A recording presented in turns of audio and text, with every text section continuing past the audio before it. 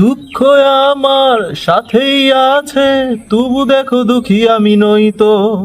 ডাক দিয়ে যায় প্রণয় মেলা, এতেই নিহিত সুখ হয়তো। কিসের অত দুঃখ তোমার, সারাক্ষণ বসে বসে ভাবছো? পৃথিবীতে বলো বাঁচবে কদিন, সময়টা তো বড় অল্প। নীরবে অভিমানে নিভৃতে করছো তিলে তিলে নিজেকে শেষ। কেন বলো পৃথিবীতে কেউ কারো নয়?